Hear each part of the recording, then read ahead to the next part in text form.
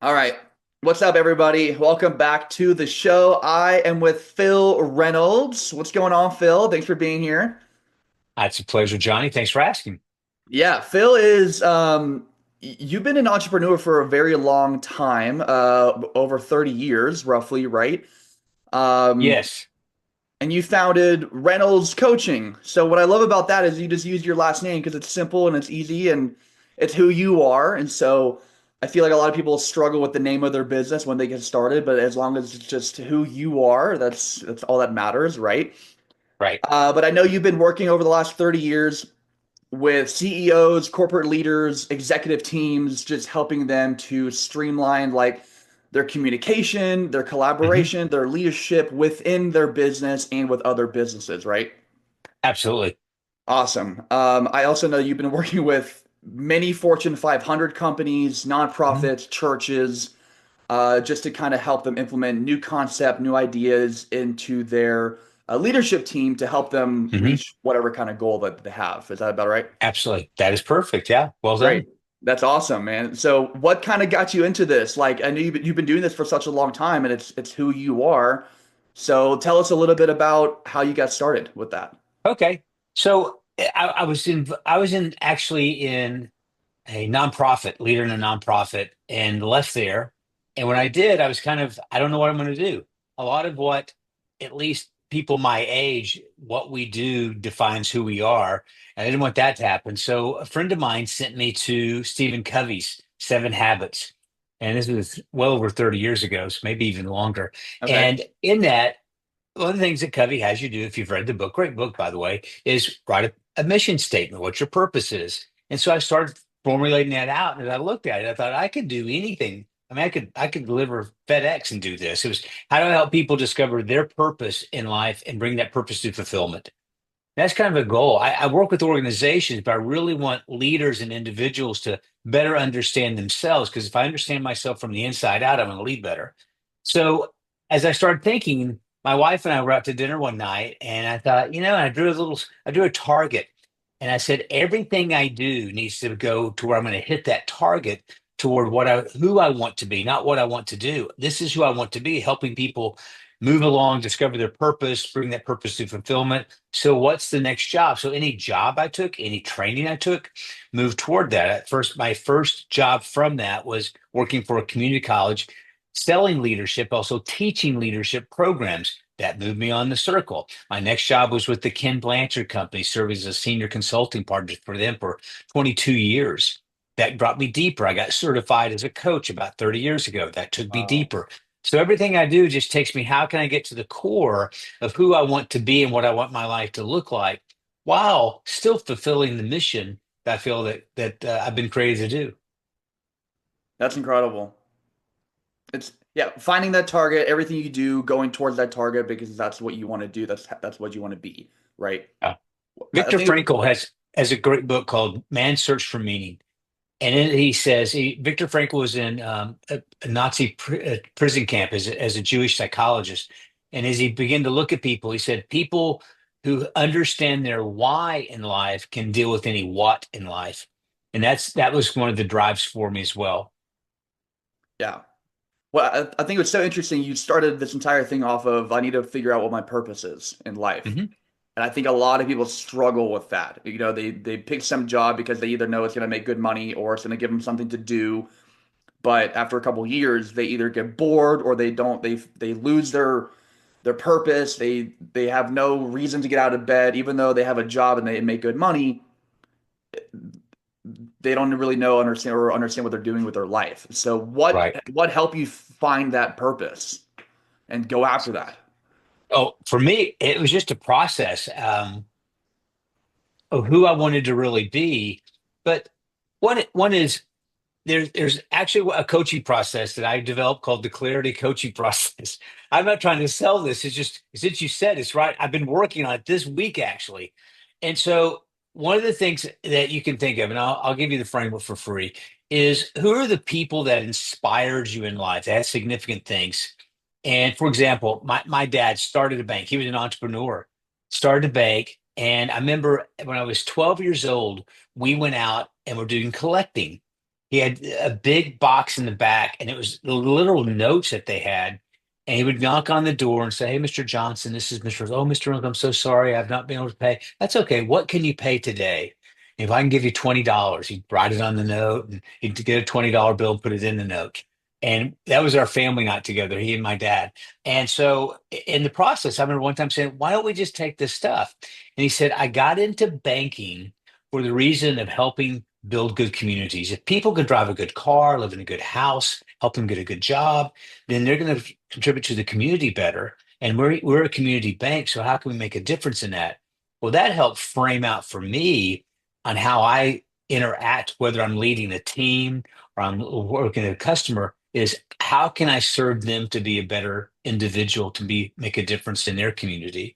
So that was a significant part. So you think about the significant events that you've had in your life, but we take you through a process in that and really thinking through that so you can begin to think, well, who am I and how will I utilize the gifts and strengths I have in the world that I'm here, so I might as well utilize those elements.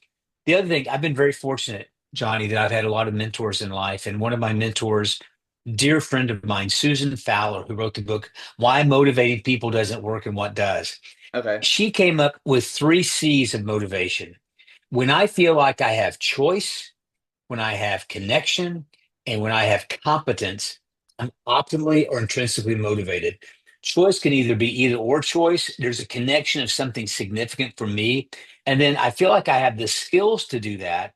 Then I'm going to be intrinsically or optimally motivating. She took the three C's actually from DC and Ryan, who are professors at Rochester in upstate New York. They're the kind of the foremost experts. She's worked with them. They have the ARC, autonomy, relatedness, competence, and she made it three C's. But if you can help people connect to that, then they're Yeah. going to be motivated, optimally motivated to get out of bed and to do what they need to do. Hey everyone, Johnny here. Sorry for interrupting, but I just wanted to take a moment and say thank you so much for being here on my podcast. If you guys are enjoying the episodes and the conversations that I'm having with these special guests, please go ahead and like this video and hit that subscribe button so that you guys can see our future episodes. I know there's a ton of different podcasts and episodes that you could be listening to or watching right now. So, once again, thank you so much for being here and supporting us. All right. Now, back to the show. Right. And if you're not automatically motivated, then you're not going to see that purpose. You're not going to Right, want to do anything, right? right, right. Um, Absolutely. and I think it's so interesting your dad was an entrepreneur because my dad worked for a bit and then he started his own business and I never thought I was going to be an entrepreneur ever because I've been an athlete and I've been a coach my entire life Mhm. and it wasn't until just before COVID when I started realizing I could probably do this online for myself versus for a company, Right. right? And I think my dad kind of figured out that same thing. So like when you first got started, was it kind of scary? Like I'm gonna just go off on my own, start my own thing because this is my passion.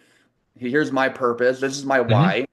Even though I might not make a lot of money, which a lot of people consider when they want to start their own business, I feel Sure. like eventually if you hang in there, it kind of takes off because you love what you do so much that it just builds, right?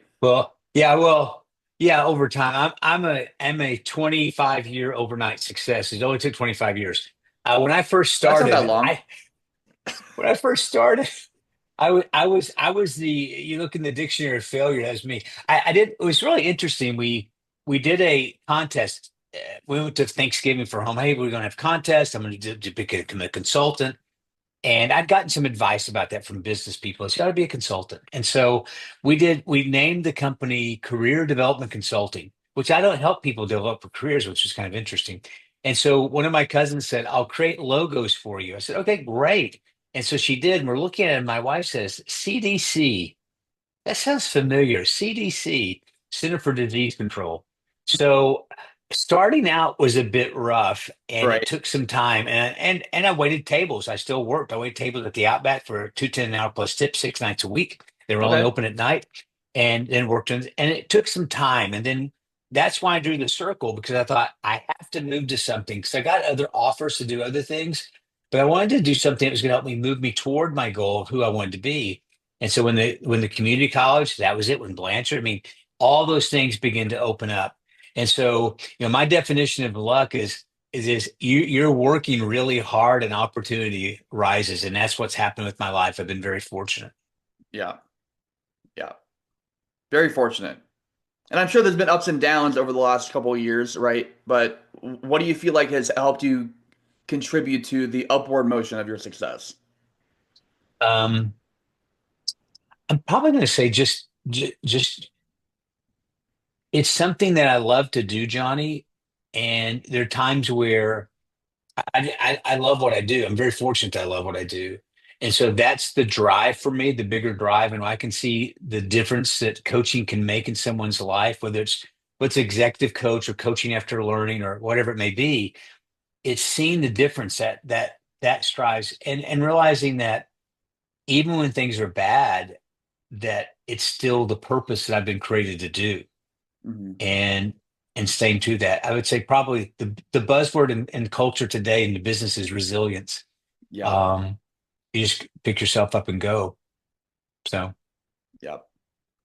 Do you incorporate that into your coaching? Because I know you work with a lot of people who are struggling to find a game plan or some sort of path to right, more success, right? And I'm sure mindset is a big part of that because I mean big time, yeah. I've talked to a lot of different entrepreneurs. I mean, even on this podcast, people talking about how I started, then I failed, then I had to sell, then I had to restart, and there are some months where you think you're not doing anything or you're not That's right, going anywhere. So having resilience and having that mindset to figure out what's the next step is going to be really important. right. So what are some like for people who are listening, what are some tips or strategies that you have for people to stay on top of their mindset and stay resilient as they're going through starting a business or trying to take their business to the next level? Or even working out with you, meaning because that's the thing as well. Um, because it's easy to make a commitment, it's harder to fulfill the commitment. Right. So in the process, It's I have easy three to take boys. reservations. It's holding the It's harder reservations. holding the reservations. Yeah, it's I have three boys, all gainfully employed out of the house. And my middle son, when he was in college, his English professor said in every great story, there's four main characters. You have the hero or heroine on their journey, you have the mentor sage or the team, you have the villain, then you have the victim. Then he went on to say, anything about Star Wars, you had Luke Skywalker, Obi-Wan Kenobi was or what's it, Lord of the Rings. The boys like the Lord of the Rings, Oh yeah. and in the process, all those characters are there. And he said, we play those same roles in our own story.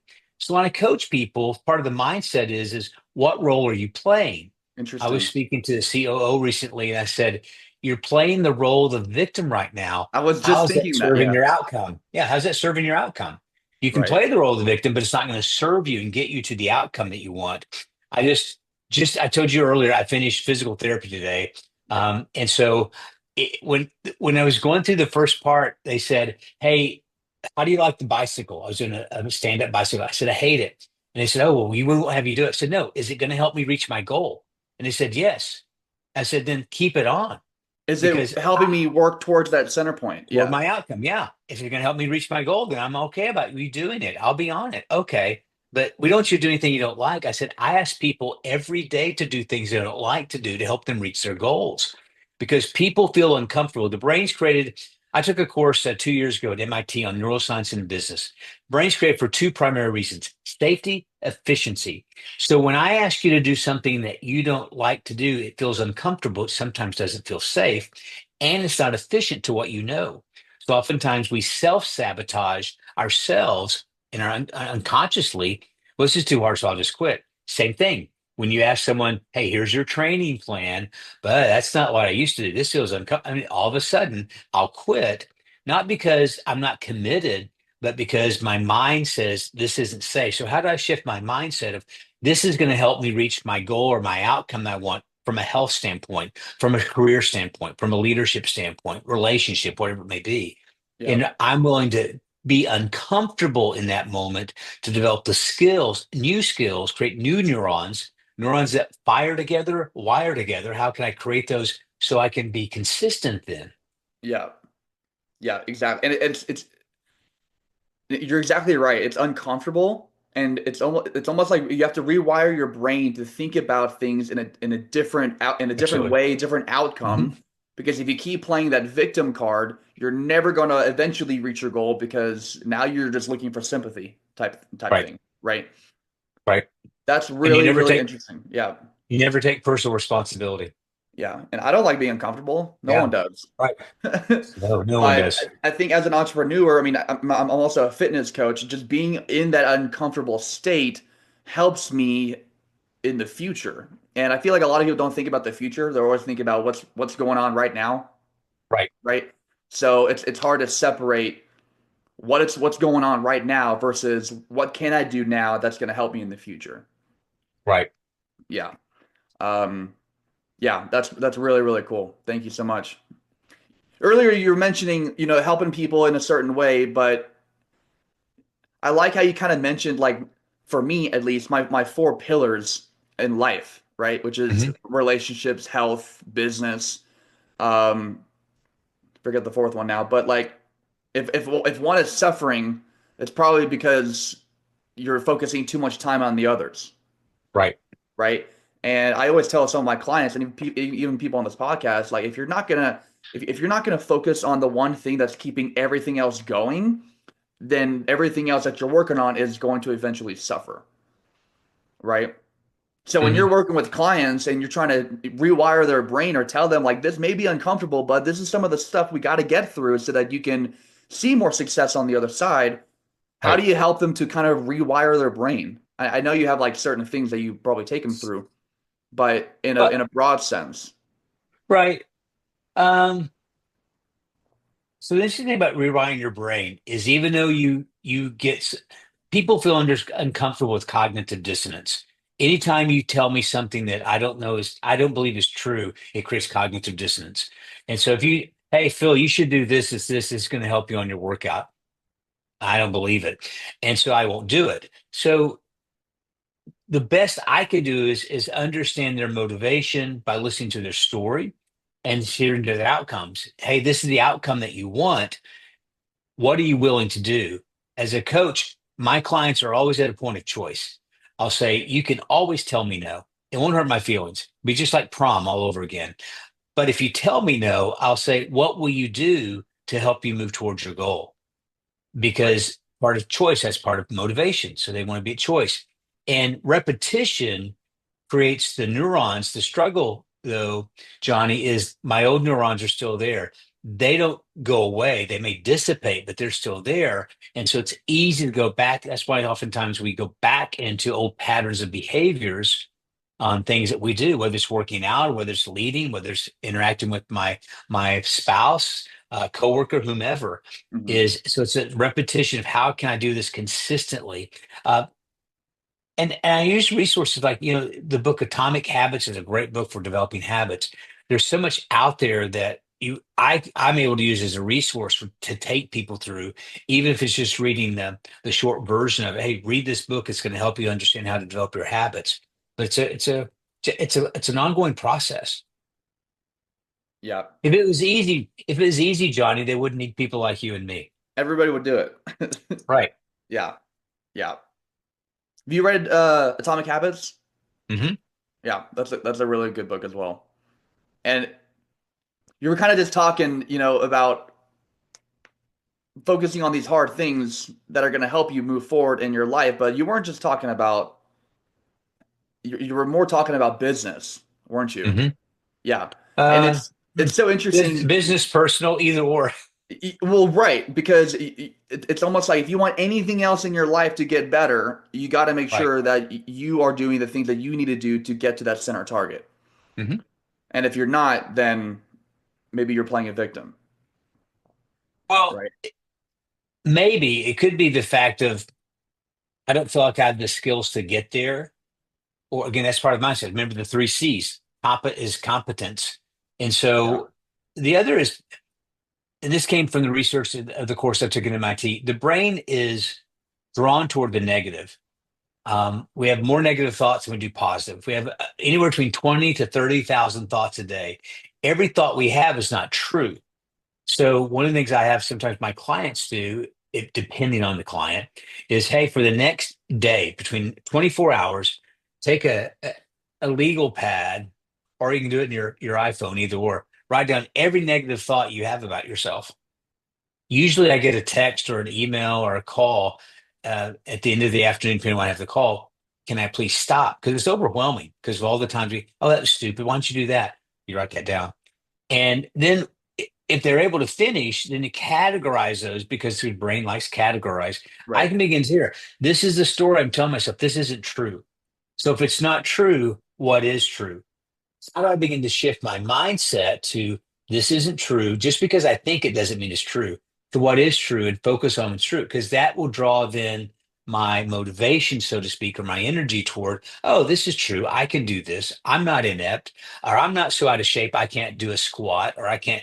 So just for again, you were my trainer a year ago, and I can remember I just think, oh, it's just so stinking hard, but this is what Johnny wants me to do, so I'm going to do it because I knew it was going to help me reach my goal Right. when I did those stinking lunges all across the gym. And because of it though, so on January 3rd, this is for your audience because I know you know this. January 3rd, I was on the treadmill training for the New York City half marathon. And for my, I stopped and put my feet to the side apparently, and then fell down, apparently because of lack of potassium or lack of something. And my heart stopped for 20, 25 minutes. My watch called 911. They shocked me 5 times, went to the hospital, triple bypass, blah, blah, blah. Well, as I got out and started doing my PT, because I had all of the work that you had me do before, when I said, now, do you know how to do squats? Yeah, I know how to do squats. Give me a ball. And I could do lunges because I'd been doing those for several months, even after your training. I do the same kind of coaching as you do in the sense of I try to give people tools so they're not always dependent on me. I like 6 months to 9 months. I have some clients that do more than that, but 6 months to 9 months, because then you can build in the habits where they can do it on their own. Hmm. And because I have a friend of mine who's a counselor, he says, what's the difference between what you do and what I do? And I said, you see people for years. I see people for months. You take people back to, did your mama love you enough? And I said, I don't care. Here's what your goal is. How do we move you forward? Right. And so I'm definitely not a psychologist, but I will help people feel uncomfortable for their sake to move forward to their outcome and goal, just like you do. Yep. It's so interesting. We do completely different things. I mean, we both are coaches, but we coach completely different things, but Right. we kind of tell our clients the same thing. Like, you got to do some work. You got to be a little bit Mhm. uncomfortable if you're going to if you want to see success and happiness on the other side. You know what's Absolutely. so funny about you making people uncomfortable? I remember when we first met, like the first thing out of your mouth, it made me so, you asked me some ridiculous question and it made me so uncomfortable. I'm like, I already don't like this guy. But no, That it was was that was cool that because, was intentional too, by the way. yeah, I figured. But it was cool because like it got my attention and I was like, who is this guy? And so I started talking to you more. You started asking more uncomfortable questions, which made me think about things which people don't like to do or reflect on myself, which people definitely don't like to do. And I guess the moral of the story is at the beginning it was really awkward and confusing, but it made me, reflect and think a little bit and it helped a lot, and I know that was probably just like 1% of what you do with your own clients, but it's just a funny, it's an interesting route that you take people through, but Hmm. it's been helping what for the last 30 years, helping I people. hope so. Yeah. Well, yours, by the way, yours was your questions were in service to your wife, Maybe who at the that's time why. was your girlfriend. Yeah. At the time, yeah, yeah.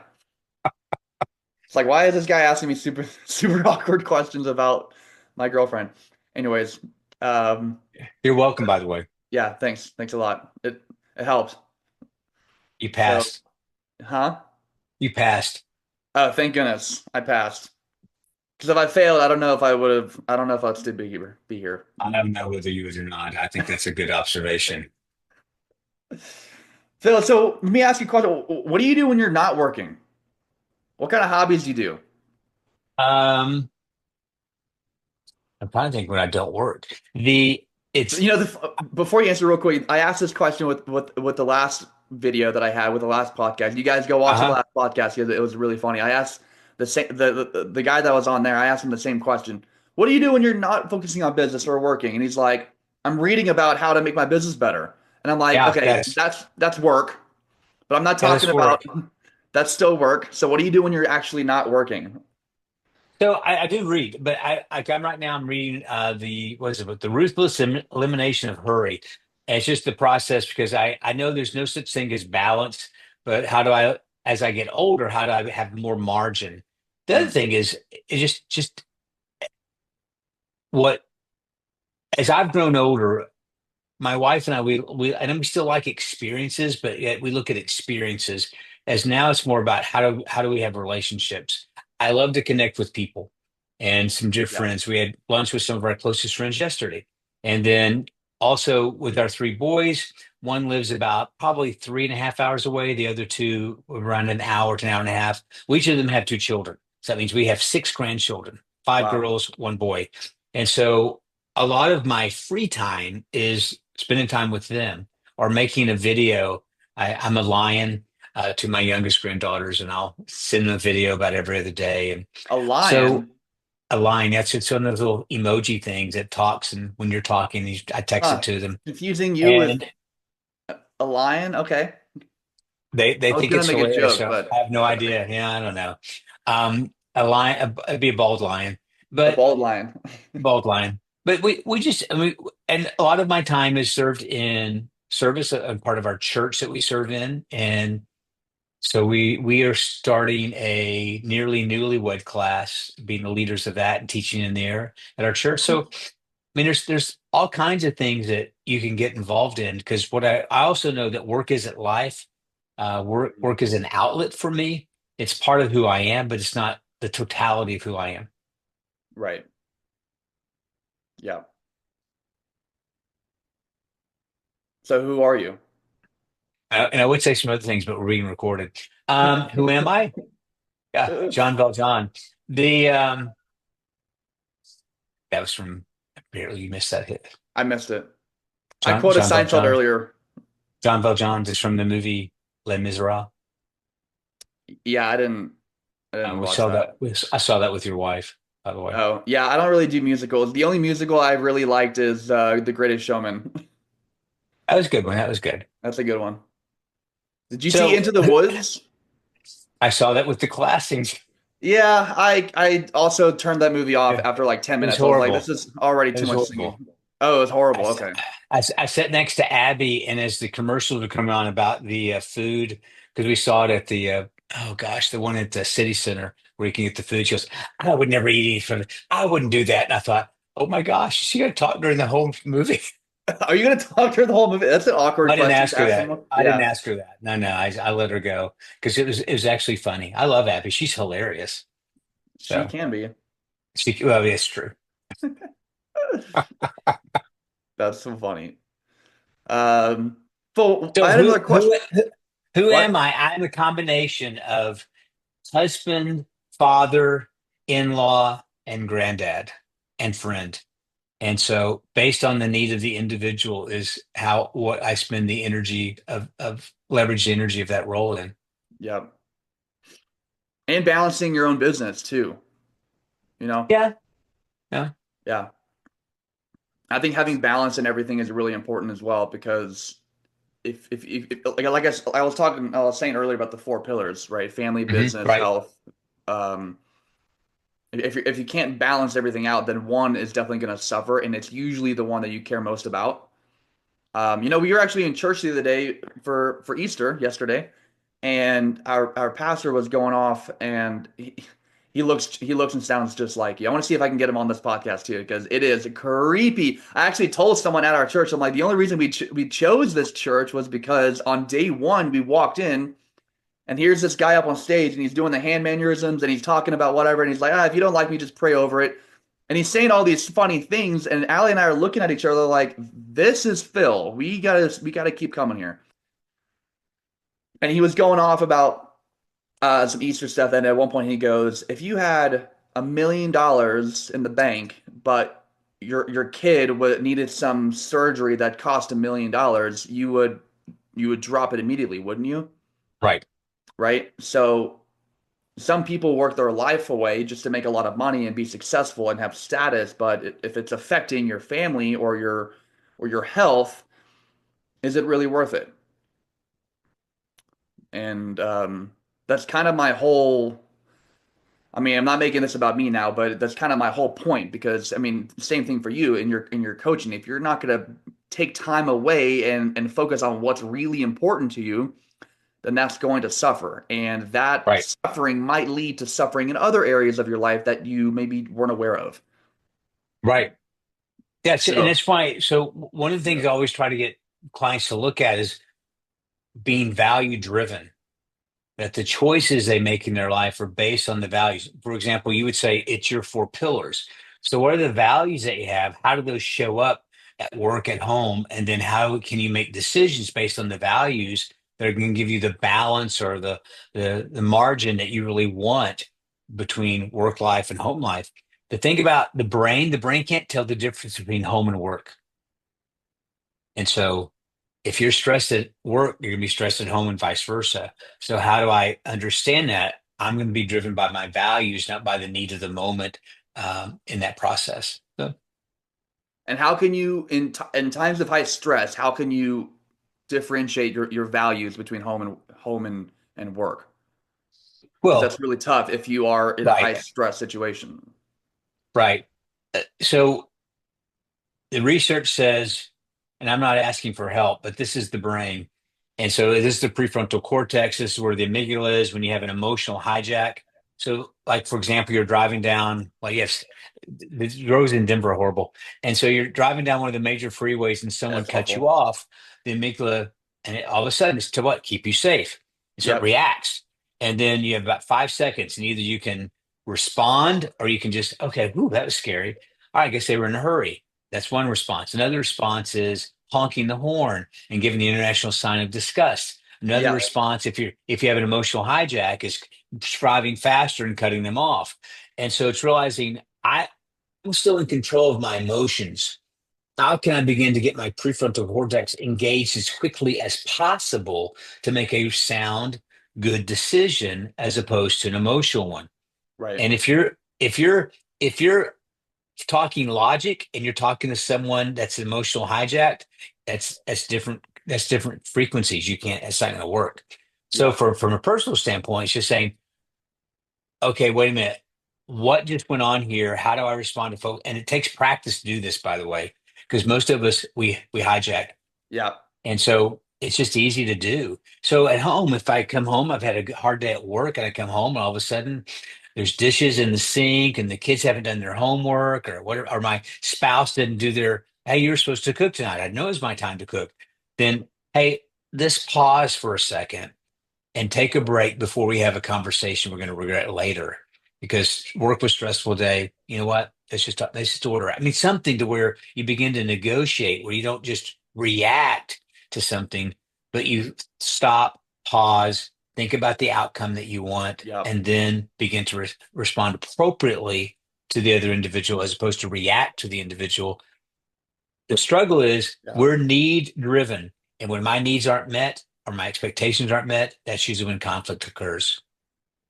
That is gold, what you just said. And you're right, it does take practice. That's something that have to practice on every day is my reaction to stuff. Honestly, I can get upset really quickly, but I also can get over things really quickly. Hmm. And that's something that I also need to work on because and it goes back to that uncomfortable feeling. No one wants to like take a step back and breathe and just like look at the situation because Hmm. that requires to look inward, which people don't want to do, so they'd rather just get mad and lash it out, Right. which then confuses and upsets whoever you're lashing out to. So it just it just starts this pinwheel that of frustration. But Absolutely. yeah, yeah. So I think the moral of the story here today, guys, is taking a step back and looking inward and figuring out how you can react to things, what you can do to be better, so that your future self can thank you for it. That's awesome. So, yeah. So to your point, by the way, Giant, one of my neurologists I worked with. So as I'm a broken individual, but 8 years ago, I had a brain aneurysm burst right here.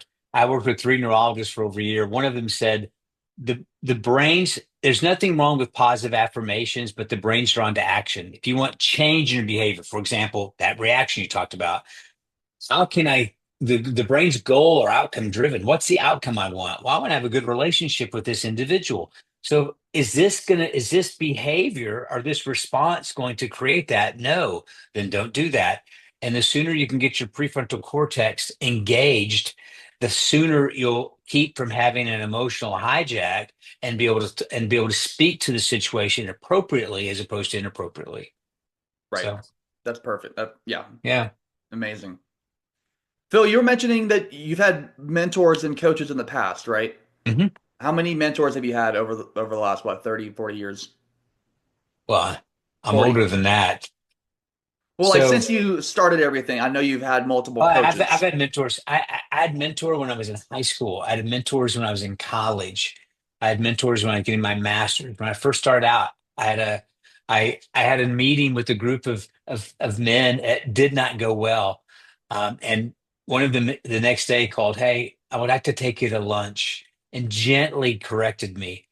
And I realized I can learn a lot from him. I said, "Would you be doing it?" He goes, "Yeah, I will." And he mentored me in some stuff. I read a book. This has been over 40 years ago, not 30 years ago. And at the end of the book, I saw this guy lived three subdivisions from me in Houston. So I called and left a message, and we had lunch. It was over one of the assessments I use. And I said, if I buy you lunch every month, once or twice a month, I'll buy you lunch wherever you want to go. Will you mentor me in this? He goes, oh, absolutely. And he did for almost 2 years. And I talked to him a couple of weeks ago. He's 72, still rocking it, still doing work. Wow.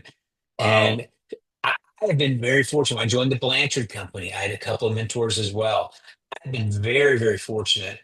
I've learned the power of the ask, Johnny, that if you ask, you're not gonna get anything you don't ask. The other is I realized that, and one of my mentors kind of gave me this information. You kind of have to be mentor worthy in the sense of just because hey, will you mentor me?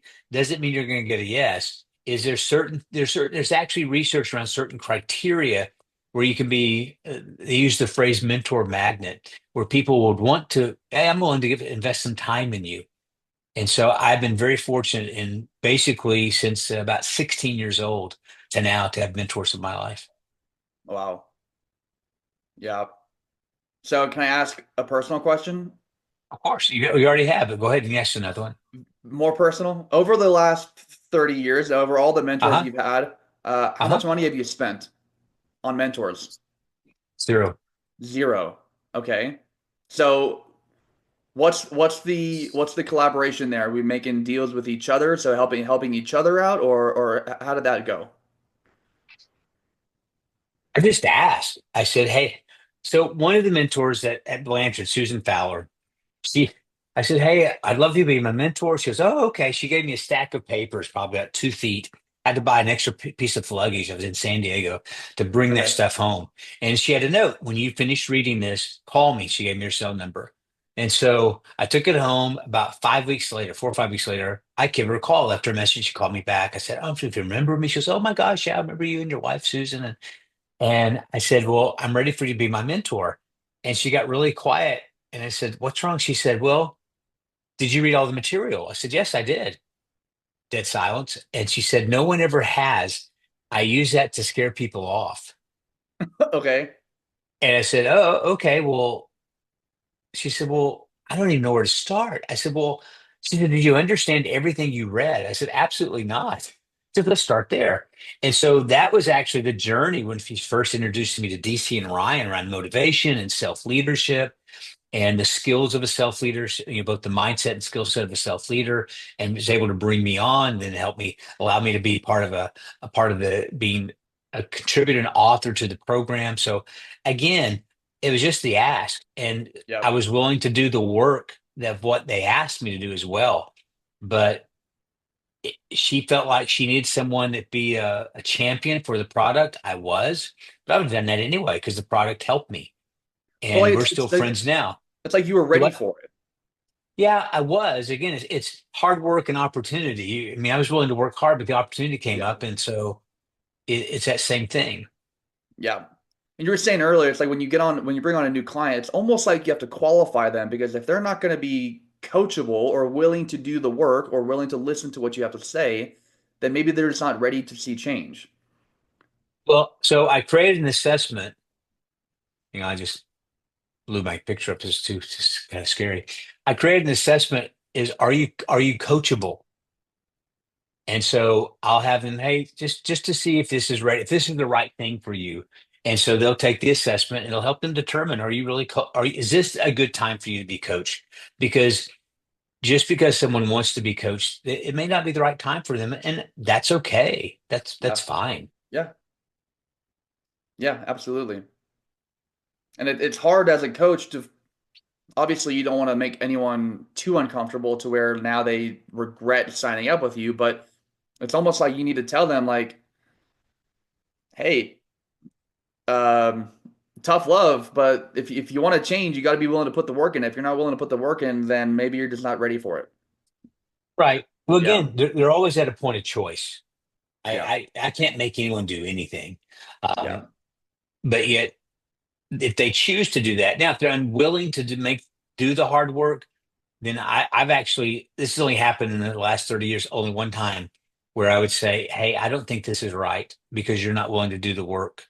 This Right. person also had a counselor. I said, you probably need to spend more time with your counselor than you do a coach. And I'm okay with that because not everyone needs a coach. Right. But so I'll share one example of that, and you can use this if you want. But Okay. so one gentleman called, it was a referral. I helped his brother-in-law get a job. And he said, would you help me? I said, sure. He said, can I bring my wife? I thought, okay, that's fine. You can. So they show up and we're talking and she could tell she was very upset with him. He quit his job. I got fired from his job. He's very bitter, being the victim, blah, blah, blah. And he said, I haven't seen a counselor because I have issues with my mom. I said, don't bring up your mom in our coaching time. He said, okay. Okay. And he said, I'm just like Job. I'm just like Job. And I said, okay. And I let it pass. He said it again. My counselor even said, you're just like Job. And whenever he would say that, I could see his wife out of the peripheral vision rolling her eyes. And I said, let me stop you for a second. He said, you're like, who? Job, in the Bible. I'm familiar with Job in the Bible. And I said, let me ask you a question. Are your kids still alive? He said, yeah. Did your pets die? No. He said, did your grass burn up in the backyard? You're not Job. Tell your counselor to stop giving you bad theology. You're not Job. You're playing the victim, but you're not Job. And you have to make a decision now if you're going to move forward or not. And that was our first session.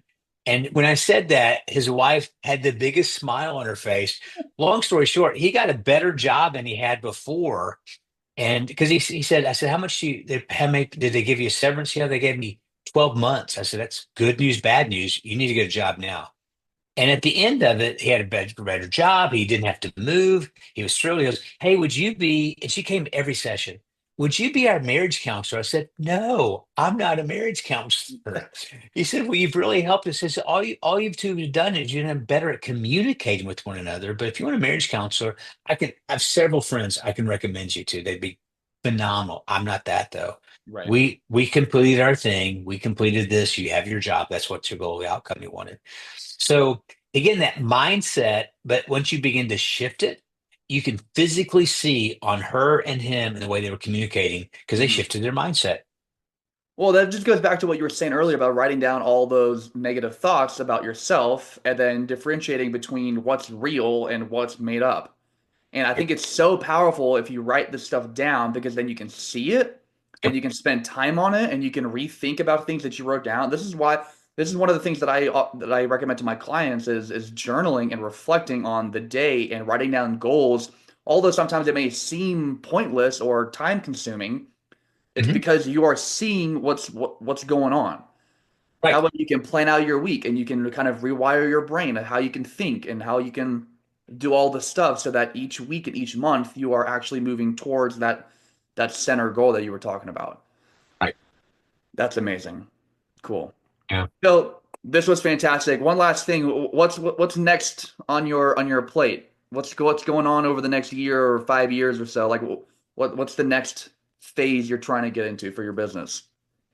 I'm, I don't know if I'll be alive in 5 years, Johnny, but Oh, come on. You had a the great trainer, so you're going to be great. yes, I've had a phenomenal great trainer who I still use his stuff.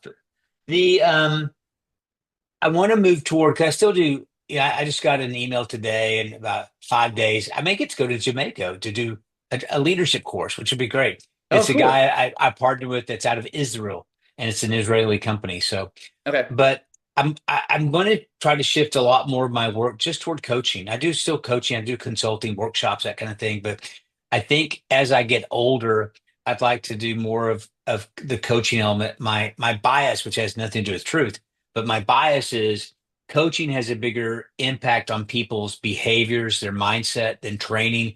Sit in a 1 day, 2 day training workshop, great, but yet you walk away 2 days later, if you get everything that was there. There's more impact on the finance standpoint, which is nice, but yet from a personal impact with the individual, it doesn't seem as powerful.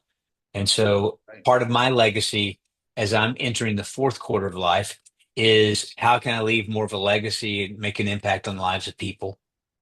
That's awesome. That's great. You know? And long-lasting impacts. Like you were saying, like some people will sign up for a workshop, which are great. They're very helpful, Hmm. and you get a lot of information, but it's a lot of information in a short amount Right, of time. right. So yeah, having someone there to give you small bits of information as you go and as you are growing, and that way you can also change as you're growing as well, which is also important to Hmm. see more success. That's going to be really important too. Well, and be able to serve as a mirror for someone of what they're not seeing. Right. Exactly. So, Cool. yeah. Well, Phil, this was amazing. You're amazing. Thank you so much. How can people get in contact with you if people want to ask you questions about your coaching or want to sign up with you? Phil at reynoldscoaching.org. Phil at Reynolds Coaching. PHIL, Okay, Phil at you're also on Instagram too, reynoldscoaching.org. right? I'm on Instagram, I'm on LinkedIn and Reynolds Facebook, Coaching. Perfect. X, Threads. I'm everywhere. X. Oh boy. Are you on Snapchat? No, I try to stay off Snapchat. No, I'm I just don't. joking. I'm not even know what Snapchat is, so I no, probably not. You guys look in the description below if you guys want to link up with Phil. I'll put his Instagram and his website down there as well.